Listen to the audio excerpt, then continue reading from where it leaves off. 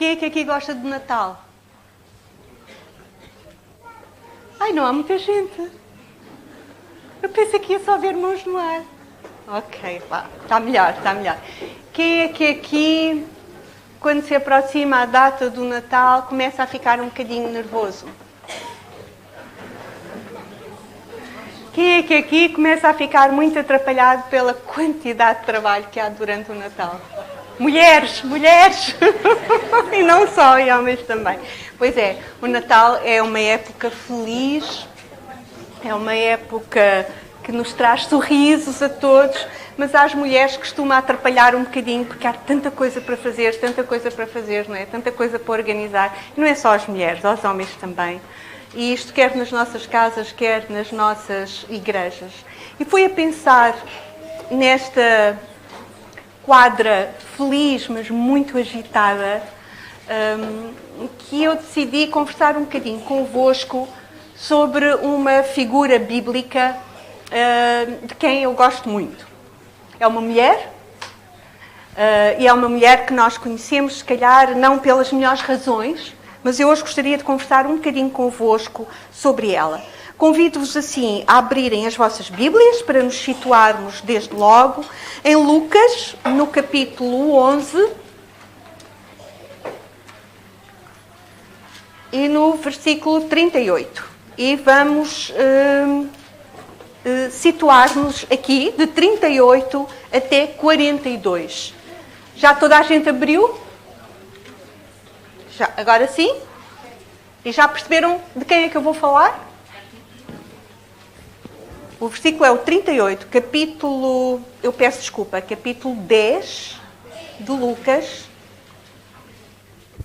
versículo 38. E agora? De quem é que eu vou falar? Maria ou Marta? Marta. Vamos a Marta. Indo eles de caminho, entrou Jesus num povoado, e certa mulher chamada Marta hospedou-o na sua casa. Tinha ela uma irmã chamada Maria, e esta quedava-se assentada aos pés do Senhor a ouvir-lhe os ensinamentos. Marta agitava-se de um lado para o outro, ocupada em muitos serviços. Então se aproximou de Jesus e disse: Senhor, não te importas de que minha irmã tenha deixado que eu fique a servir sozinha? Ordena-lhe, pois, que venha ajudar-me. Respondeu-lhe o Senhor: Marta, Marta, andas inquieta e te preocupas com muitas coisas. Entretanto, pouco é necessário, ou mesmo uma só coisa. Maria, pois, escolheu a boa parte, e esta não lhe será tirada. Ora bem, temos aqui um cenário que é muito típico de várias situações que nos ocorrem nas nossas vidas, e não só das mulheres. Poderíamos pensar, ok, isto tem a ver com mulheres porque mete cozinhas, panelas e comida, mas não é verdade.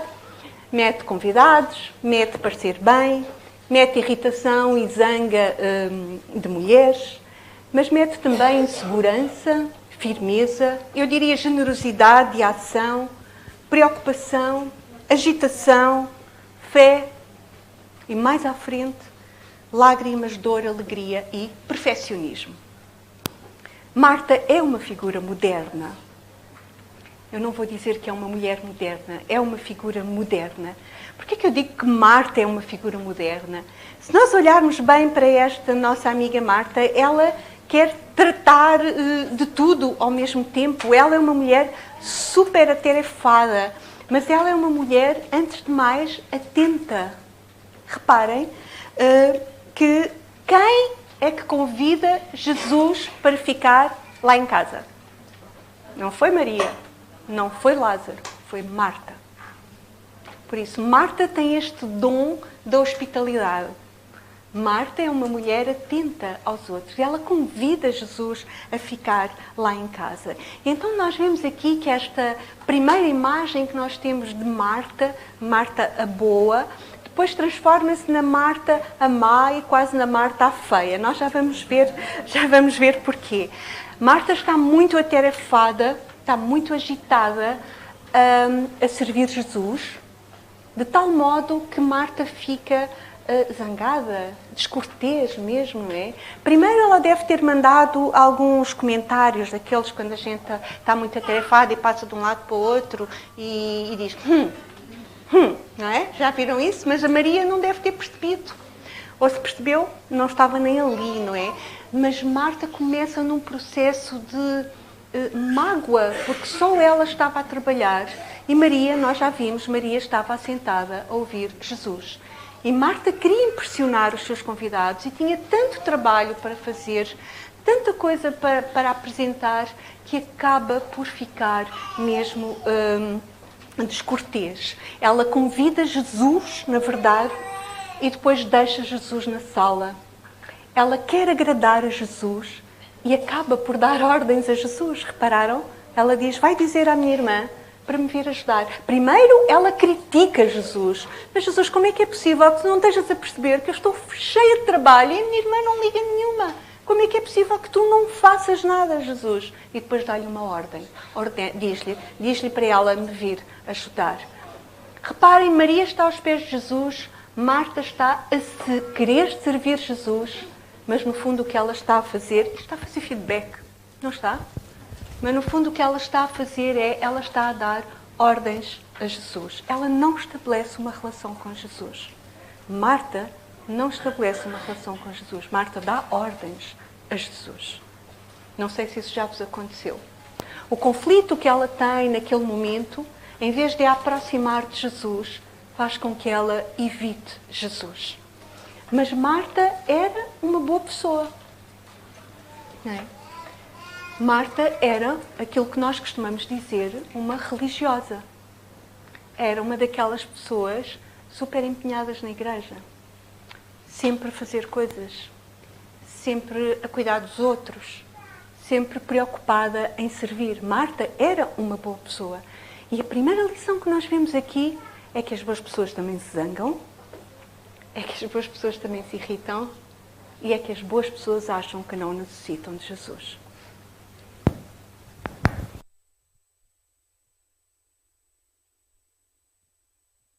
Hoje, agora? Ok. Pessoas como Marta acham que podem ser muito bem-sucedidas, que podem ter muito sucesso sendo religiosas. E ser religioso não significa que se esteja a ter uma relação ou uma ligação a Jesus. Reparem que Marta, sendo uma boa pessoa, ela irrita-se. Ela irrita-se com quem? Ela irrita-se com a irmã primeiro, não é? Mas já repararam que depois dela se irritar com a irmã, ela também se irrita um bocadinho com Jesus. Ela irrita-se porque a irmã não é como ela. Basicamente, Marta tem aqui alguma dificuldade em aceitar que o seu dom, que é o da hospitalidade, não seja vivido da mesma intensidade e da mesma forma que a irmã, que pelos vistos tem um outro dom. Marta nem sequer reconhece o dom da irmã, não é? Marta irrita-se porque a irmã não é como ela. Não faz como ela, não pensa como ela, não ouve como ela, não age como ela. Na verdade, Marta também se deve irritar um bocadinho, porque parece que Jesus dá mais atenção à irmã do que lhe dá a ela. Mas apesar disto tudo, há aqui uma característica muito interessante em Marta. Marta tem um conflito, Marta tem um problema, ela tenta resolver o problema, não consegue e leva o problema a Jesus. Marta leva... Ela vai fazer isto de uma maneira um bocadinho desastrada, não é? Reclamando, dando ordens a Jesus. Mas Marta leva o seu problema até Jesus.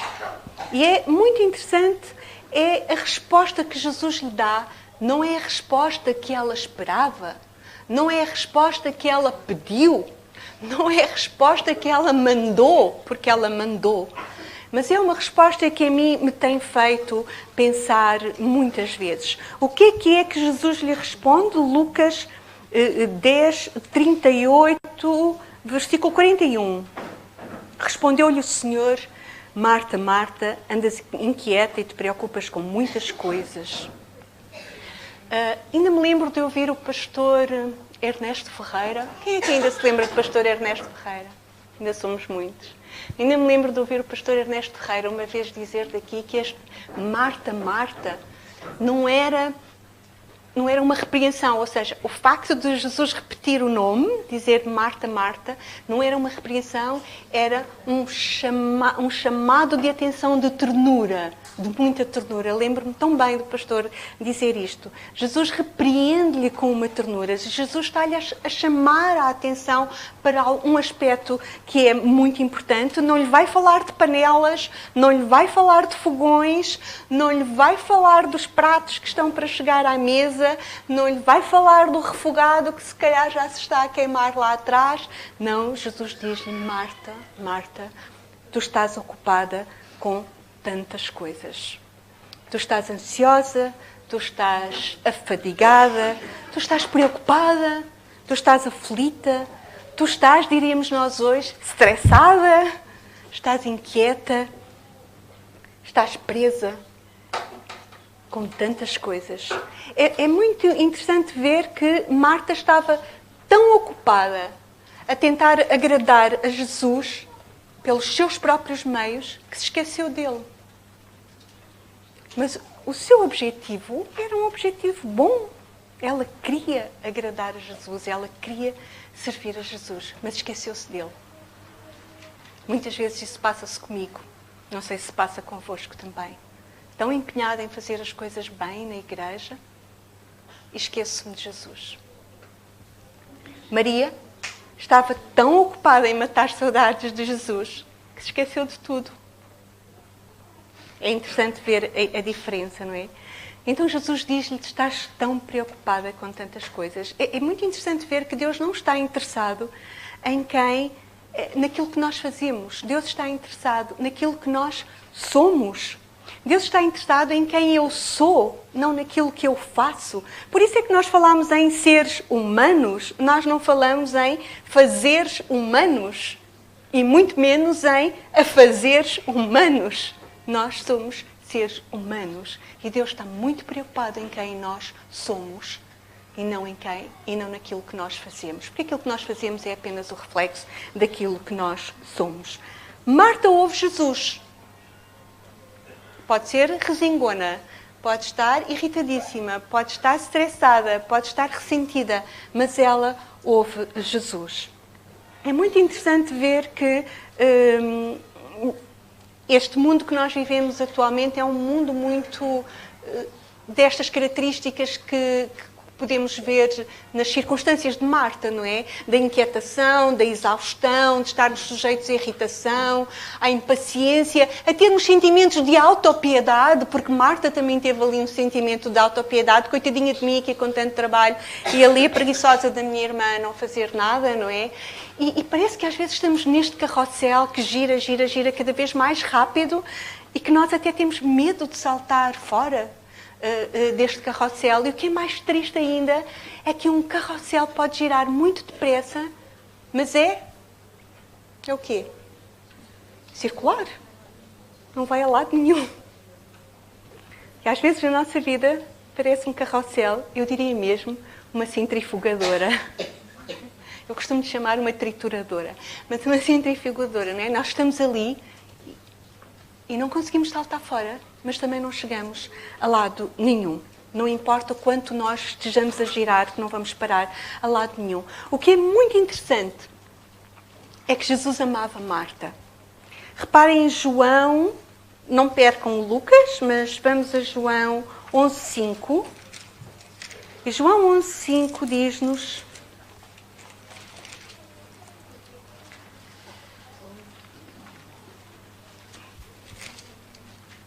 ora, amava Jesus a Marta. Eu gostei muito de ler este versículo, porque podia ter sido: ora, amava Jesus muito a Maria, que era o que eu esperava que acontecesse, não é? Ou, ora, amava Jesus muito a Lázaro. Mas não.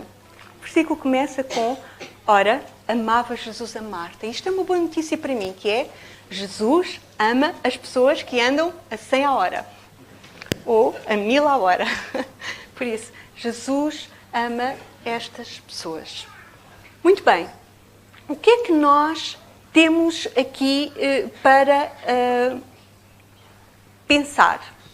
O que é que diz Jesus? Jesus diz uma única coisa te basta, não é? Pouco é necessário, ou mesmo uma só coisa. Eu penso que há algumas versões que dizem uma só coisa te basta, ou uma só coisa tu precisas. E é interessante que Jesus não diz duas ou três, diz uma. Diz só uma só coisa. E Maria escolheu a boa parte. Marta poder-se-ia ter interrogado. Maria escolheu a boa parte, mas o que eu estou a fazer não é bom? O estar envolvida na igreja não é bom? Não é bom fazer o bem? O que é que Jesus quer dizer com isto? Uma só coisa. Talvez o texto nos ajude. Eu fui ver alguns comentários e os comentários referiam uma só coisa, um só tipo de alimento, simplicidade, contemplação, adoração, o reconhecimento da autoridade de Cristo, o sentar-se aos pés de Jesus. E eu interrogo-me, uma só coisa significa isto tudo? Será? Melhor é nós irmos perguntar a Maria, não é? Afinal de contas é ela a elogiada da história, não é? É dela que Jesus diz que escolheu a boa parte. Por isso vamos lá ver o que é que Maria faz. O que nos é dito aqui é que Maria se assentou aos pés do Senhor. Eu não sei grego, mas estive a ler umas coisas e li que há 13 palavras possíveis. 13. Ainda nós dizemos que o português é complicado, não é? Pois há 13 palavras possíveis em grego que significam sentar. Ou seja, Lucas poderia ter escolhido uma palavra que quem percebe de grego diz, que é katemai, que é o mais comum, mas Maria não estava somente sentada fisicamente. Ele poderia ter usado uma outra palavra, que era kataklino, que significa que ela estava sentada para a refeição, mas Lucas usou uma palavra que, dizem os estudiosos, nunca mais foi usada em todo o Novo Testamento. E a palavra é qualquer coisa como paracatizo, não é? Ou seja, isto significa que Maria estava sentada de uma forma que ninguém mais fazia naquele grupo. Ela estava muito perto. Ela estava muito próxima. Ela sentara-se para alimentar a sua alma. Ok, dizemos nós, muito bem. Então, Maria sentou-se. Eu posso me sentar. Já fiz isso. Sentar-me com a Bíblia no colo e dizer: Senhor, estás-me a ver? Estou aqui sentada aos teus pés. Tenho que tirar o peru do congelador. Estás-me a ver aqui sentada, Senhor, aos teus pés? Ainda não paguei o imposto do carro. Mas, Senhor, tenho a Bíblia, eu vou orar, vou falar contigo, não é? Tenho que marcar a consulta para a Violeta. Ops, acho que estou a ver umas teias de aranha ali naquele canto da sala. Mas, Senhor, eu estou sentada como Maria está. Não estou, Senhor. Não basta estarmos sentados como Maria se sentou, não é? Se sentar-me aos pés de Cristo é isto, então eu vou ficar vazia e rapidamente esgotada. O texto dá-nos a resposta, não é? Reparem, diz que estava assentada aos pés do Senhor e ouvia-lhe os ensinamentos. E ouvia-lhe as suas palavras. Nós podemos dizer, ok, eu já ouvi 1 milhão de sermões e já fiz uma centena? Alguns. Nós já ouvimos tantos sermões na nossa vida, mesmo os mais pequeninos já ouviram. Basta fazer as contas, 52 sábados num ano, só ouvirmos um sermão ao sábado, já ouvimos mesmo muitos sermões no sábado. Por isso não pode ser essa a resposta. O que Jesus diz é, Maria escolheu a boa parte. Maria escolheu a boa parte. Esta é a resposta. E aqui está a diferença, é que Maria fez uma escolha. Grande parte do meu problema não é aquilo que eu estou a fazer. Grande parte do meu problema é aquilo que eu estou a escolher. Uma só coisa não é algo para ser feito. É, como eu dizia há pouco, uma maneira de ser. não é um lugar para se estar, mas é um ponto por onde começar. É muito interessante que Jesus diga uma só coisa.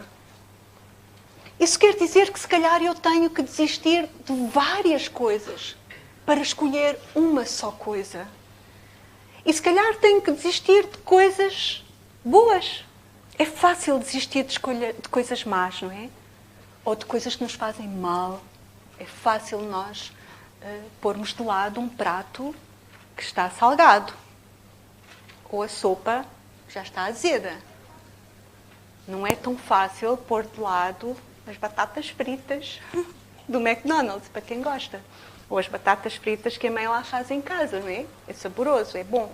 Mas faz-nos mal. Por isso, se nós raciocinarmos, dizemos também é fácil pôr de lado as batatas fritas porque nos fazem mal. Agora, mais difícil é pôr de lado as coisas boas que nós sabemos que são coisas boas. Marta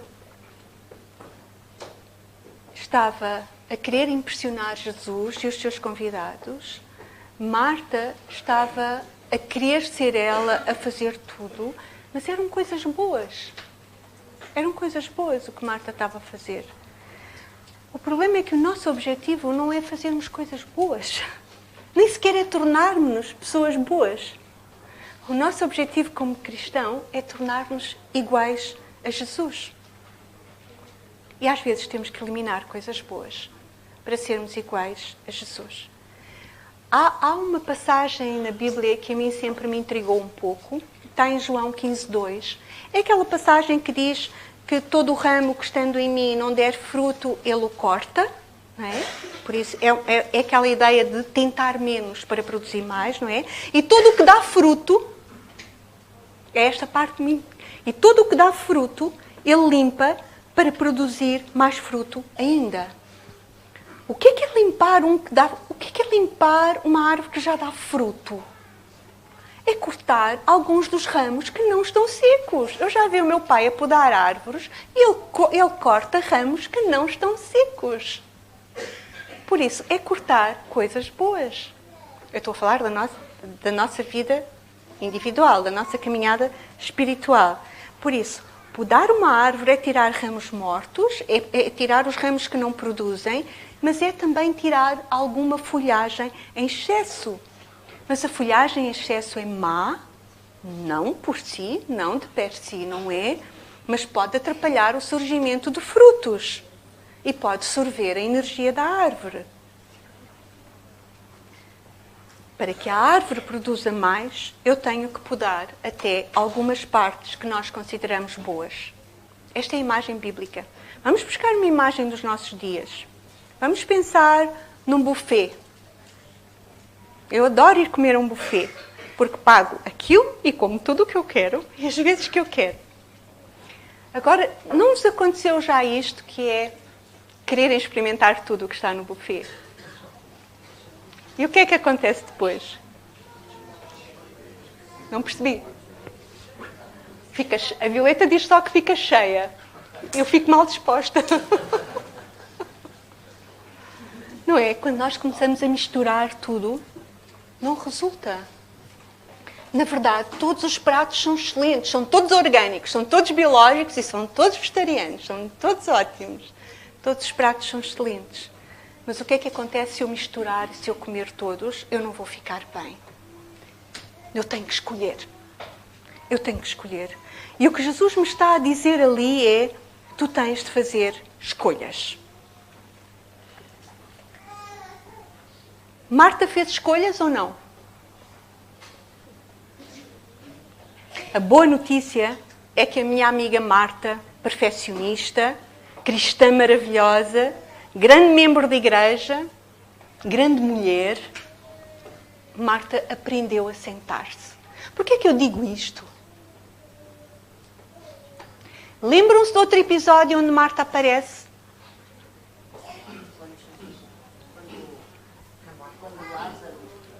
Quando Lázaro morre. Vamos rapidamente passar aqui.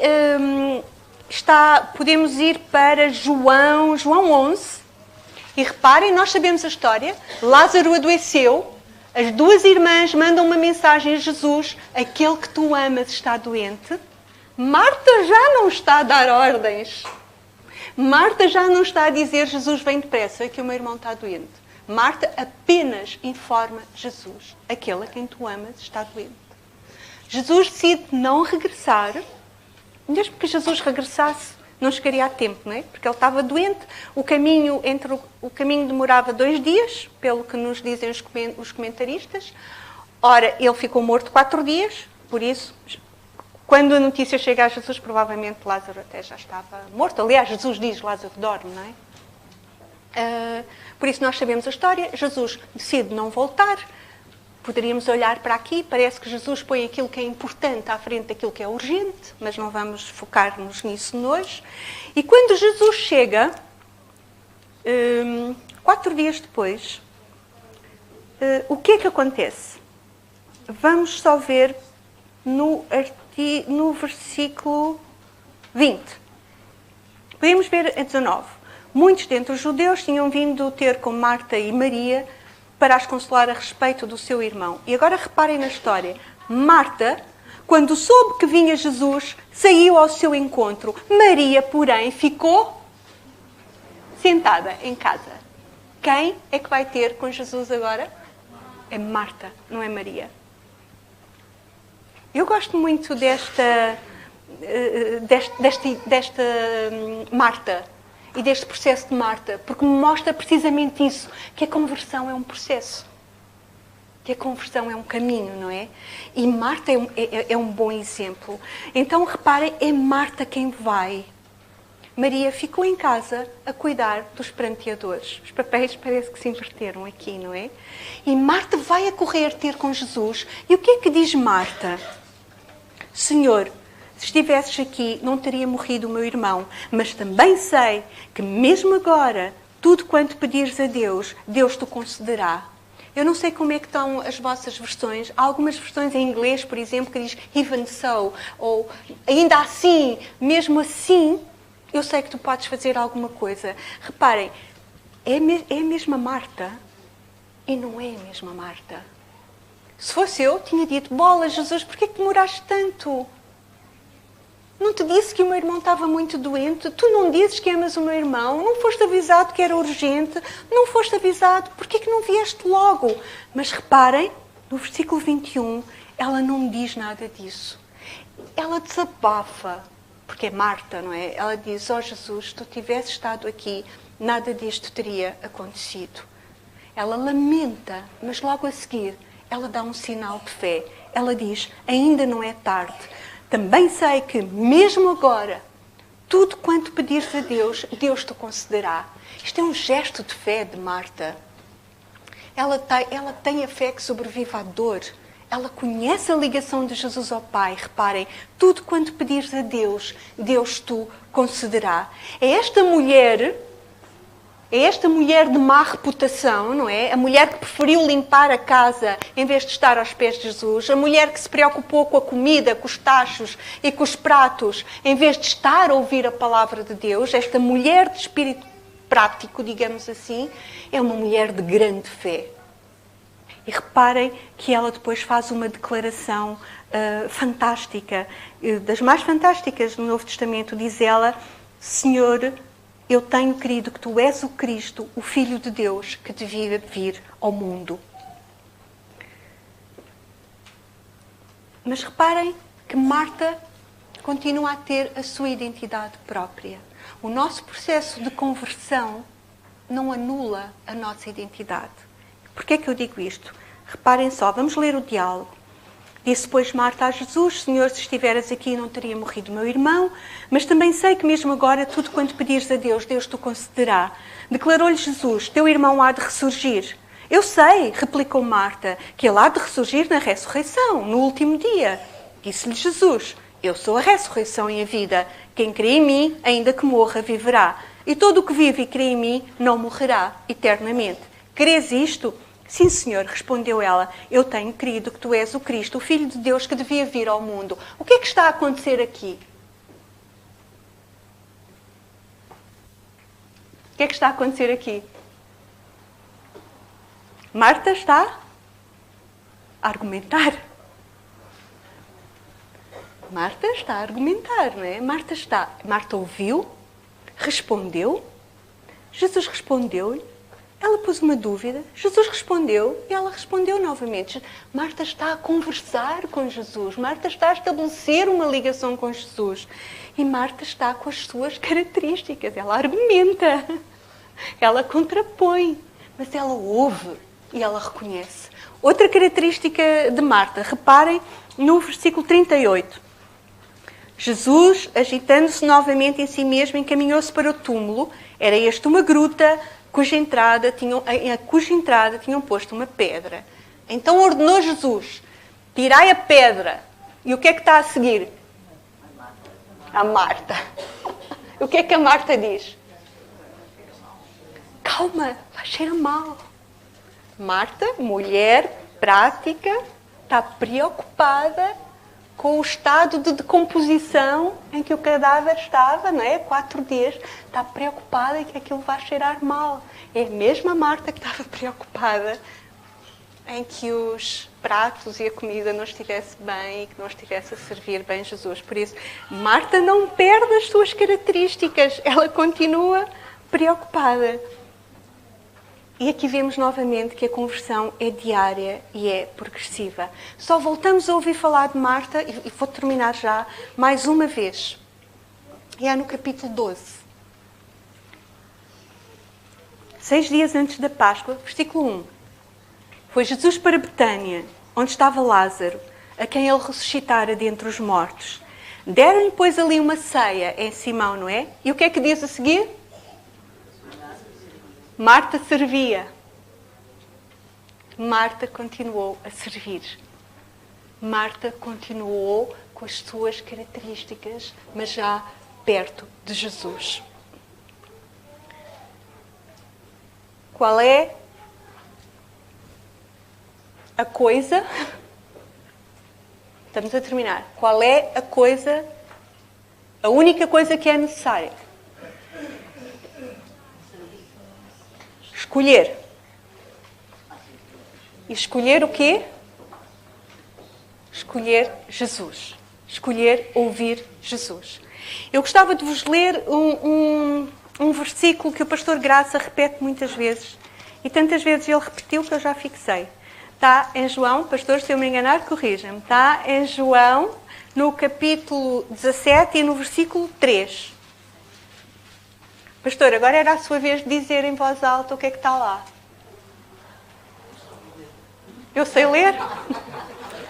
Olha que simpático. Então eu vou ler, como eu sou muito obediente e obedeço aos mais velhos e ainda por cima aos pastores, eu vou ler.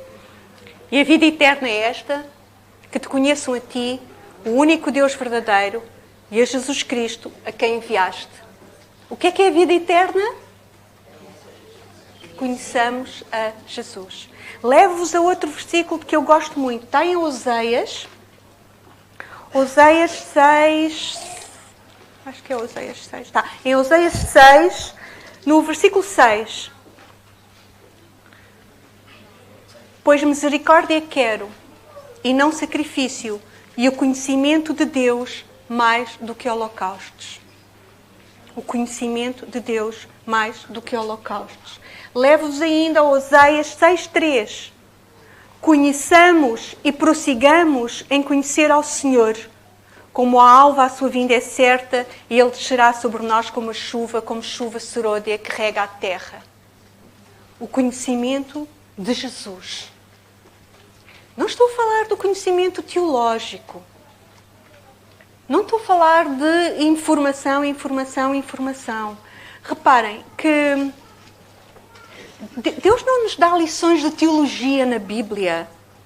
Ele dá-se a si mesmo, não é? Ele revela a sua vontade, Ele revela o seu propósito para nós, Ele convida-nos a andar com Ele. E a fé cristã é isso, é muito prática. Li uma vez um encadear de frases que vos trouxe, porque achei muito curioso. Quando eu era jovem, mais do que agora, era muito comum, no meu tempo, lermos Eclesiastes 12:1. Quem é que sabe o que é que está em Eclesiastes 12:1? Ai, que eu sou mesmo velha, ninguém se lembra. Então, Eclesiastes 12:1, vamos lá abrir. Era muito dito isto no meu tempo, entre os jovens. Lembra-te do Criador nos dias da tua mocidade. E se lerem esse capítulo todo, é um capítulo lindo, é um capítulo super poético, porque explica o que é que vai acontecer a seguir. Então o que eu li uma vez foi que alguém olha e vê um menino a brincar e diz, é muito pequeno para pensar em Deus. E depois o menino cresce e o menino está a jogar futebol. E a resposta é, está muito ocupado para pensar em Deus. O menino cresce, deixa de jogar futebol, continua a jogar futebol, porque o futebol joga-se para o resto da vida, sobretudo se forem no Benfica, e depois abre o seu caminho no mundo, estuda, tem sucesso, e o que se diz é muito autossuficiente para pensar em Deus. Continua a crescer, traz uma rapariga debaixo do braço e a frase é demasiado feliz para pensar em Deus. Vemos este homem já casado, num lar, com filhos, com uma família, e a frase é com demasiados interesses para pensar em Deus. Depois vemos-lo já mais velho, deitado na cama, e a frase é muito cansado para pensar em Deus. E finalmente, onde é que nós o vamos ver? No caixão, e a lápide diz demasiado tarde para pensar em Deus. Eu gosto muito desta imagem, porque esta imagem nos diz que nós temos sempre uma desculpa para não escolhermos a boa parte de Maria. Trago-vos isto a uma semana de Natal. Que nós não nos possamos focar, redirecionar e para além daquilo que é muito comum dizer nesta altura e perceber qual é o verdadeiro sentido do Natal, eu diria que nós possamos usar este tempo para fazer a nossa escolha. E a nossa escolha só pode ser conhecer Deus, conhecer Jesus, caminhar com Ele. Essa devia ser a nossa prioridade. É tão difícil estabelecer prioridades, não é? Nós até as podemos pôr no papel, mas depois na prática tudo se atropela e é tão difícil. Meus irmãos, aquilo que eu queria para mim neste tempo, nesta semana, e aquilo que eu gostava que se lembrassem ao longo desta semana e na próxima semana, pelo menos, é que Jesus nasceu para nos salvar, mas só faz sentido, como dizia a minha querida Alice Rosa, se Jesus nascer dentro de nós. E para Jesus nascer dentro de mim, eu tenho que ter espaço para Ele. E se eu estiver atafolhada com 3.000 coisas boas, como preparar a festa de Natal da igreja, não sou eu que estou a preparar, estou só a dar um exemplo. Ou como organizar a festa da Adra, ou como ir distribuir os bens pela Adra, ou como ir cuidar daquele vizinho que não tem mais ninguém e nós no Natal lembramos dele. Tudo isso pode ser muito bom, meus queridos amigos e irmãos, mas se eu perder o foco, que é qual é o papel de Jesus na minha vida e qual é a posição que Ele ocupa dentro de mim e o que é que eu faço com Ele, o que é que eu faço com este Jesus que nasceu, então vão-me perdoar, mas eu estou a pecar. Porque pecar é falhar o alvo. E se eu não estou a acertar, então eu posso estar a fazer tudo isso, mas se eu estou a perder o foco, então isso não valerá nada. No final de tudo, Jesus não me vai perguntar o que é que eu fiz. Jesus vai me perguntar quem é que eu sou. E se eu sou igual a Ele. Que o Senhor vos abençoe.